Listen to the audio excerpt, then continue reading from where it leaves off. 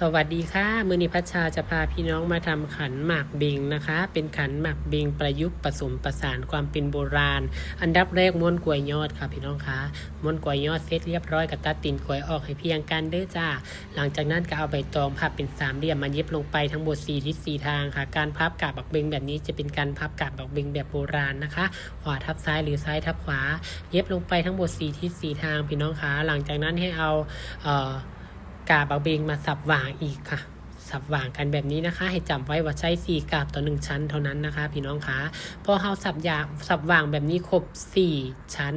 4ทิศ4ทางเนาะพี่น้องเนาะเนี่ยสเต็ปเปอร์ปากกว้างกับไส้ดีแท้ไส้ดีว่าเด้อใครสนใจก็สั่งได้จ้ะหลังจากนั้นเราก็เอานิ้วริบบิ้นที่เราเฮ็ดไว้เนาะค่ะเป็นนิ้วประยุกต์มาเย็บลงไปทั้งหมด4ทิศ4ทางนะคะแล้วก็ไส้กาบบักเบงมาเย็บลงไปทับอีกค่ะพี่น้องคะเพื่อปกปิดรอยสเต็ปเปอร์นะคะนี่ค่ะนิ้วใบสีที่เฮาเห็นนะก็จะแน่นนะคะนิ้วใบสีประยุกต์ริบบิ้นก็จะแน่นเพราะว่ามันมีอีกกาบมาอุ้มไว้นะคะหลังจากนั้นก็ซับว่างค่ะซับว่างนี่เฮาก็สิเป็นกาบบักเบงธรรมดาค่ะเห็นบ่คะตามภาพเลยเด้อบ่ได้ยุ่งบ่ได้ยากพี่น้องคะแล้วก็เรียงกันลงมาเรื่อยๆจนกว่าเฮาจะได้ความยาวหรือขนาดตามที่เฮาต้องการเฮาอยากได้นิ้วนี่เรียงกัน7นิ้วบ่หรือว่าอยากได้นิ้ว9นิ้วแต่พระชาเฮ็ดนิ้วแค่5นิ้วเด้อพี่น้องเด้อเพราะว่าบ่ได้เฮ็ดใหญ่หลายหันนะพี่น้องจ๋าเฮ็ดคำพอดีอันนี้ไหว้พระไหว้เจ้าวันศีลวันพระได้เด้อพี่น้องเด้อ